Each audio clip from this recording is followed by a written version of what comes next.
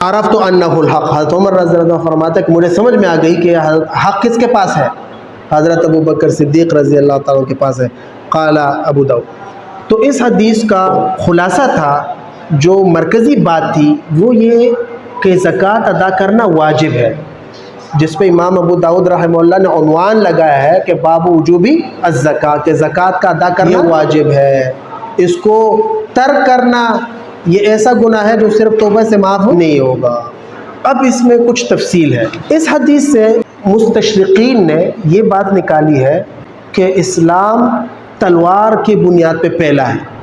مستشرقین ان لوگوں کو کہتے ہیں جو مشرقی علوم حاصل کرتے ہیں، یعنی ہمارے دینی علوم، اہل مغرب وہ ہمارے دینی علوم حاصل کرتے ہیں، اس میں مہارت حاصل کرتے ہیں، اور اس لیے نہیں کہ اس کو سمجھ کے ایمان لایا جائے یا حق تلاش کیا جائے، اس لیے نہیں، بلکہ تنقید اور اسلام کو کیا کیا جائے، اس پہ شبہات پیدا کیا جائے، لوگوں کو کیا کیا جائے، اسلام کے اندر ان کو شک میں مبتلا کیا جائے۔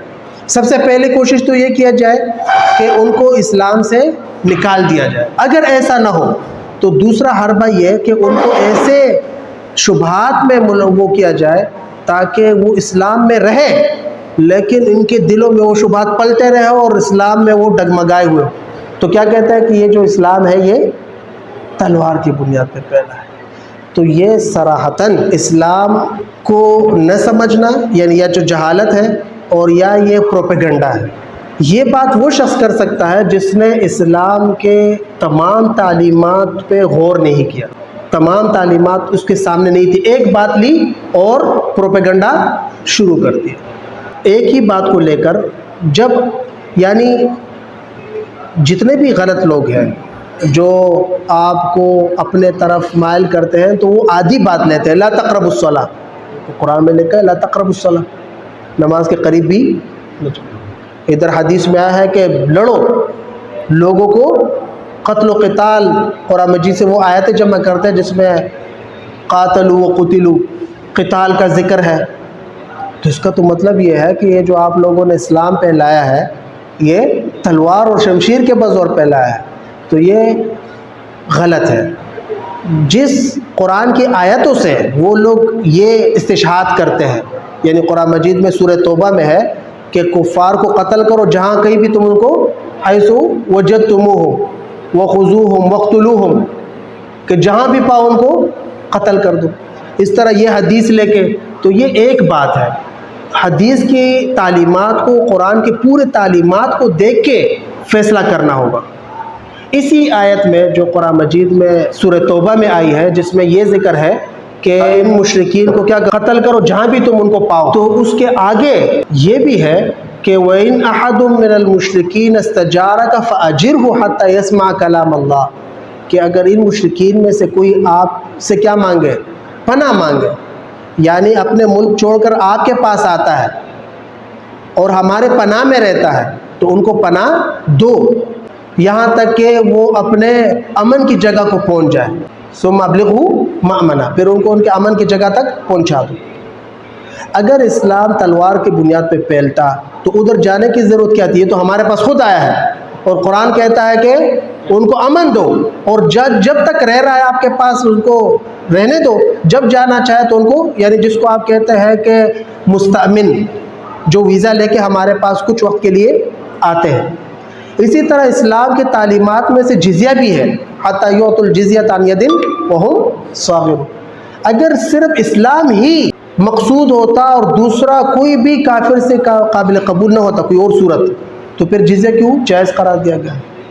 اسی طرح صلح بھی ایک ایسا ذریعہ ہے جس سے ہم ان سے کوئی تعرض نہیں کریں گے۔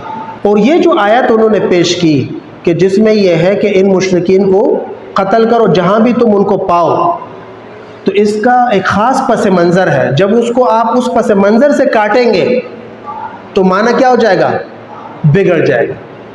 ان آیات کا جس میں یہ ہے کہ فَإِذَا انْسَلَخَ الْأَشْهُرُ الْحُرُمُ فَاقْتُلُوا الْمُشْرِكِينَ حَيْثُ وَجَدتُّمُوهُمْ، کہ جب حرمت والے مہینے ختم ہو جائے تو تم ان کفار کو پکڑ کے مارو جہاں بھی تمہیں ملے۔ تو یہ ایک سیاق اور سباق سے کاٹ کے پیش کیا جا رہا ہے۔ دراصل سورہ توبہ، جب سورہ توبہ نازل ہوئی تو اس میں چند جماعتوں کا ذکر ہے مشرکین کے۔ اس آیت میں وہ مخصوص جماعت مراد ہے جنہوں نے عہد کو توڑا تھا، یعنی مشرکین مکہ جنہوں نے حدیبیہ کا صلح کو کیا کر دیا تھا، توڑ دیا تھا، اور ان کو بھی حج کے موقع پر اعلان کر کے بتا دیا گیا تھا کہ اب تم لوگوں سے چونکہ تم نے خلاف ورزی کی ہے تو یا تو اسلام قبول کیا جائے گا یا جزیرہ عرب سے نکل جاؤ یا لڑو۔ اور وہ کون سا مہینہ تھا؟ حجۃ الوداع، اور اس کے بعد مہینہ محرم کا ان کو مہلت دی گئی کہ اس دوران کیا کرو، تم یا تو نکل لو یا اسلام قبول کر لو، تیسری کوئی صورت تم سے قابل قبول، کیونکہ تم لوگوں نے معاہدہ توڑا ہے۔ جب اس پیش آیت کو سیاق سباق کے ساتھ ملایا جائے گا اب وہاں واضح ہے کہ ایک خاص گروہ مراد ہے، تمام کفار مراد، باقی جو عام کفار ہیں جو نہ ہم سے لڑتے ہیں، وہ اپنے ملک میں رہتے ہیں، ہم اپنے ملک میں، تو جس طرح وہ آزاد ہیں ہم سے لڑنے میں، ہم بھی آزاد ہیں ان سے لڑنے میں، ان کو بھی حق ہے لڑنے کا، ہمیں بھی حق ہے لڑنے کا۔ جہاں اگر کوئی مسلمان ملک یہ سمجھتا ہے کہ بھائی فلانا ملک ہمارے لیے خطرہ ہے تو اس کے ساتھ لڑنا، اور یہ جہادی اقدامی کہلائے گا۔ اور اس کی مثال تبوک کی لڑائی ہے کہ آپ صلی اللہ علیہ وسلم کو اطلاع ملی کہ روم لشکر تیار کر رہا ہے، تو آپ نے ایک عظیم الشان لشکر تیار کیا، وہاں پر گئے اور وہ لوگ وہاں سے بھاگ گئے، آپ نے اقدام کیا۔ اور دوسری صورت دفاع کی، جو ہم پہ حملہ کرے گا تو ہم اپنا دفاع کریں گے۔ تو یہ سیاق سباق سے بات کاٹ کے پیش کرنا، اس سے کیا ہوتا ہے، فتنے پھیلتے ہیں، فساد پھیلتا ہے۔ یہ جو انجینئر صاحب ہیں انہوں نے مختلف باتیں کاٹ کاٹ کے جو انہوں نے کتابوں میں پڑھی، جن کو علماء نے یا ان کے جو مخالف علماء تھے کسی گروہ کے، انہوں نے کاٹ کاٹ کے پیش کی، اور انہوں نے اسی کو لے کے کیا کیا، سب کے خلاف محاذ کھول دیا۔ دیوبندیوں کے خلاف انہوں نے یہ محاذ کھولا کہ تم لوگ تو اپنے نام کا کلمہ پڑھواتے ہو۔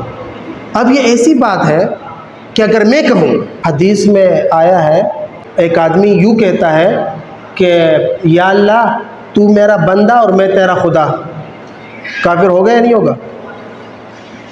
اگر کوئی شخص یہ کہتا ہے کہ میں تیرا خدا تو میرا، کفر ہے۔ لیکن حدیث میں آیا ہے کہ یہ کفر اس لیے نہیں ہے کہ اس نے خوشی کے جذبات میں یہ باتیں کہی، یعنی جاگتا ہے، جاگ رہا ہے، خوشی کے حالت میں اس کے منہ سے ایسی بات نکل گئی کہ وہ کیا کہتا ہے، کفریہ کلمہ انہوں نے کہا، اور آدھی بات لے کے کہتا ہے کہ بس جو یہ بات کہے گا یہ تو حدیث میں آیا ہے اور یہ تو میں مانتا ہی نہیں، سیاق سباق سے کاٹ کے۔ لیکن جب اسی بات کو سیاق سباق میں دیکھا جائے گا تو یہ کیا ہے، ایک مثال ہے کہ آدمی خوشی کے موقع پر اگر ایسا کہے تو کافر نہیں ہوگا، بلکہ اللہ تعالیٰ خوش ہوتا ہے کہ اس نے توبہ کی۔ تو ایک آدمی جو اس نے پورا واقعہ حذف کر کے یہ کہا کہ تم لوگ کلمہ پڑھواتے ہو، بات ایسی نہیں ہے۔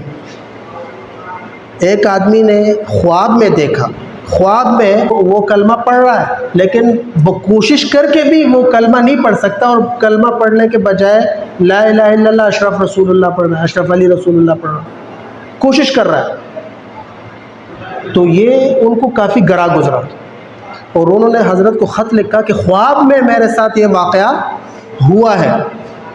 تو آپ نے فرمایا کہ اس کی تعبیر اچھی ہے، اس کی تعبیر یہ، اس کا مطلب یہ ہے کہ آپ جس سے وابستہ ہیں وہ متبع شریعت ہے۔ وہ کیا ہے؟ یہ اصول یاد رکھے کہ کبھی کبھی خواب برا ہوتا ہے، اس کی تعبیر اچھی ہوتی ہے۔ حدیث میں اس کی کئی مثالیں موجود ہیں، ہم نے خود بھی کتاب الرؤیا میں پڑھا کہ اگر آدمی یہ دیکھے کہ میرے پاؤں میں کیا ہے، بھیڑیا پڑی ہوئی ہے، تو آدمی کو عجیب سا لگتا ہے کہ میرے پاؤں میں، لیکن اس کی تعبیر کیا ہے کہ وہ دین میں ثابت قدم رہے گا۔ حضرت ام الفضل رضی اللہ تعالیٰ عنہ آپ صلی اللہ علیہ وسلم کی رشتہ دار خاتون ہے، اس نے خواب دیکھا، اور حدیث میں ہے کہ انہوں نے کہا کہ حلمن منکرن، کہ ایسا خواب ہے جس کو میں پسند نہیں کرتی بظاہر، میں کیسے بتاؤں، کیسے سناؤں؟ آپ صلی اللہ علیہ وسلم فرمایا کہ بتاؤ کیا خواب آپ نے دیکھا؟ کہا کہ میں نے خواب میں دیکھا کہ آپ کے جسد سے ایک ٹکڑا کٹ کے میرے گود میں آ گیا، اور یہ مجھے خواب بالکل بھی اچھا نہیں لگا کہ اس میں آپ کو بظاہر آپ کے بدن سے ایک حصہ کاٹنے کے بات ہے۔ آپ نے فرمایا کہ نہیں، یہ اچھا خواب ہے، اور اس کی تعبیر یہ ہے کہ حضرت فاطمہ رضی اللہ تعالیٰ عنہ کے ہاں بچہ پیدا ہوگا جو آپ کے گود میں کھیلے گا، کیونکہ بچہ بھی آدمی کے دل کا ٹکڑا ہوتا ہے، جگر کا، تو وہ آپ کے گود میں تو کون پیدا ہوئے؟ حضرت حسین رضی اللہ۔ بظاہر خواب دیکھا جائے تو کتنا عجیب سا ہے، لیکن تعبیر اس کی کیا ہے؟ اچھی ہے۔ اور بعض مرتبہ خواب اچھا ہوتا ہے، اس کی تعبیر کیا ہوتی ہے؟ بری ہوتی ہے۔ ایک آدمی نے خواب میں دیکھا کہ وہ رسول اللہ صلی اللہ علیہ وسلم سے آگے کھڑا ہوا ہے، نماز پڑھا رہا ہے، خود رسول اللہ صلی اللہ علیہ وسلم ان کے اقتداء میں کھڑے ہوئے ہیں۔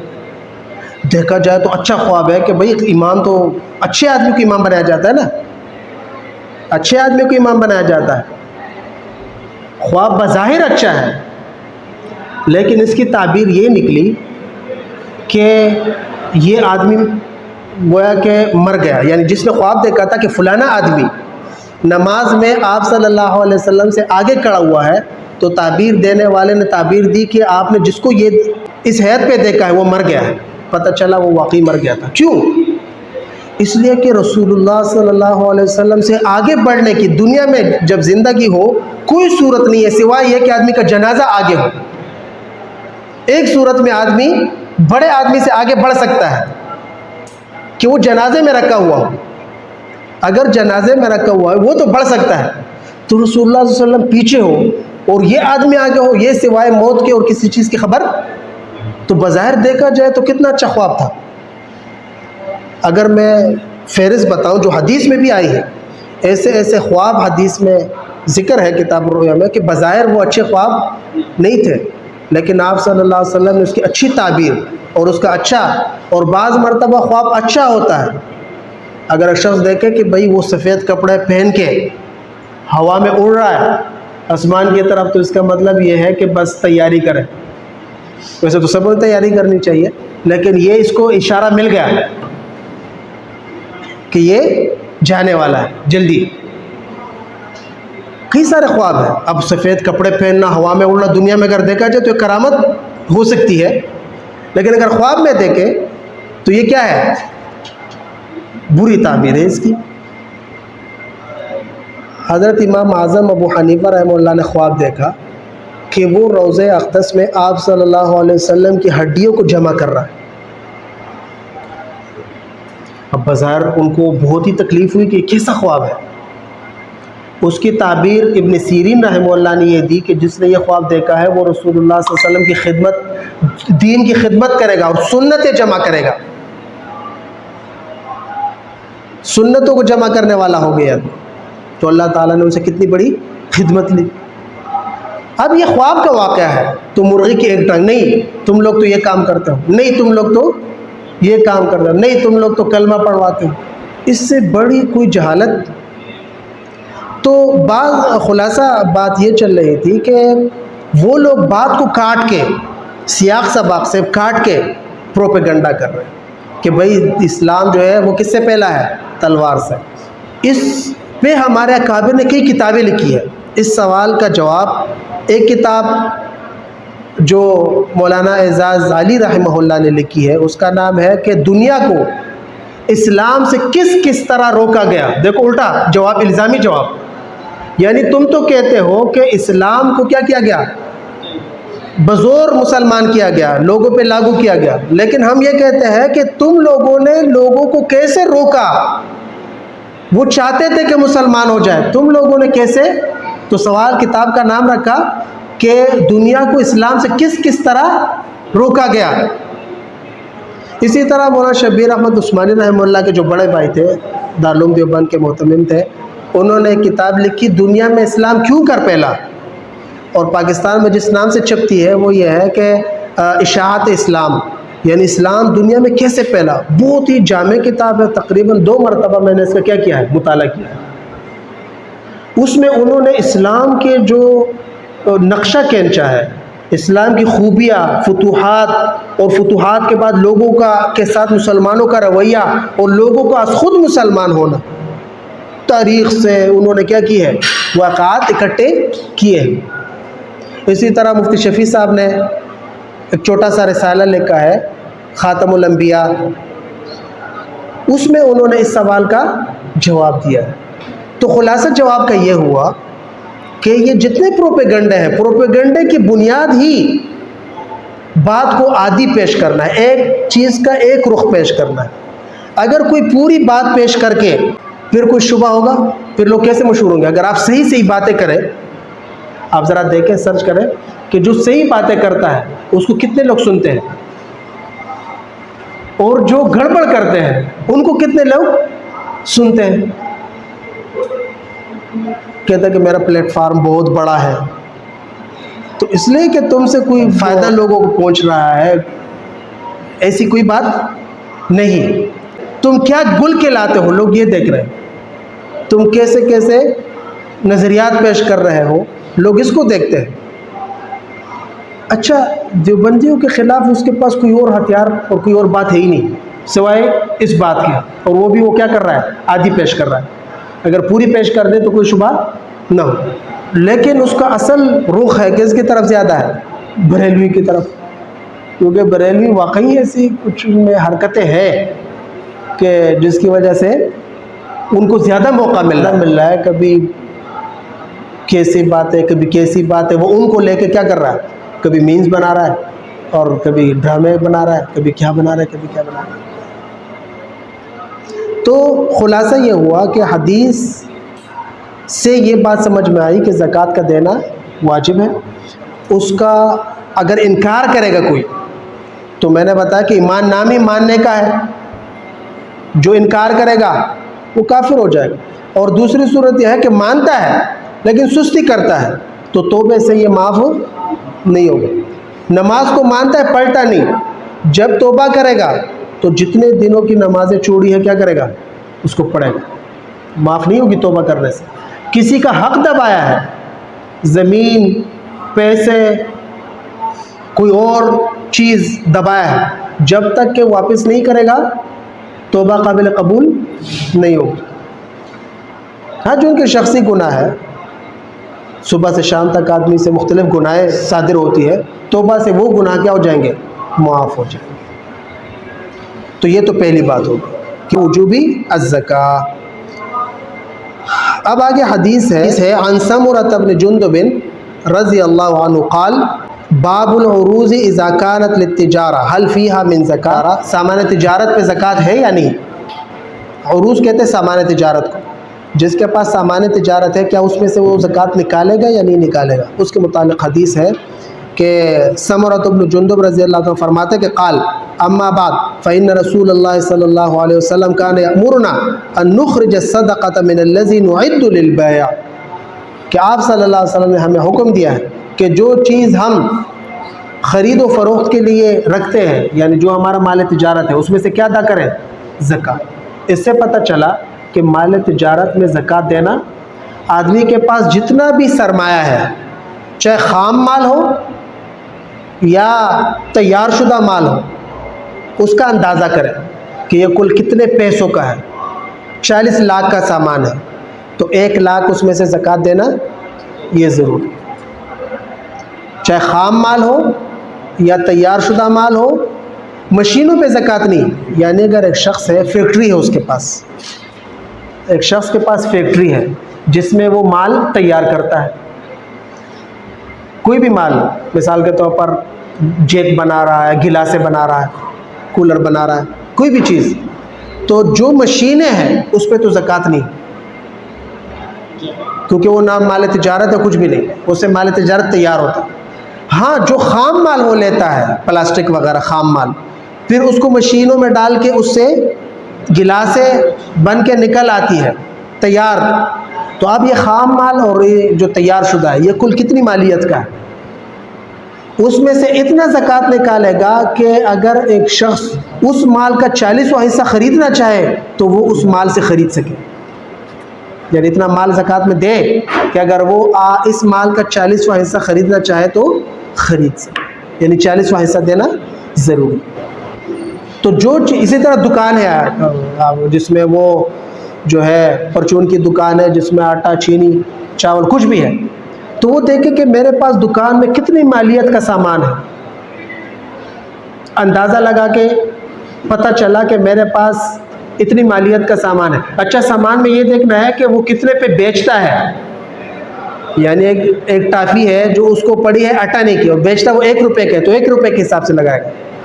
تو وہ اس حساب کر کے اندازہ کرے کہ میرے پاس اتنی مالیت کا سامان ہے، قیمت فروخت جس کو کہتے ہیں، جس کو وہ فروخت کرے گا۔ تو پتہ چلا کہ 5 لاکھ کا ہے، تو 5 لاکھ کو تقسیم کر دے 40 پہ، جو 40واں حصہ نکل آئے گا وہ کیا دے گا؟ زکوٰۃ۔ اگر فرض کرو آسان مثال میں دے دوں 40 لاکھ کا سامان ہے تو 1 لاکھ دے دے،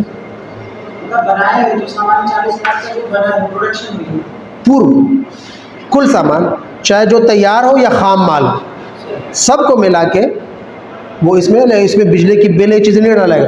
جو خاص مال ہے، جو مال تجارت ہے، جس کو بیچ کے آپ کے پاس کیا آتا ہے؟ پیسہ آتا ہے، یہ مراد ہے۔ ٹھیک ہے، خام مال تو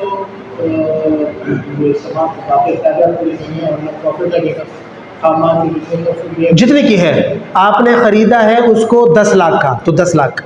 جو آپ نے تیار کرایا ہے وہ جائے گا 12 لاکھ کا، 12 لاکھ کا بکے گا، تو 10 لاکھ اور 12 لاکھ 22 لاکھ۔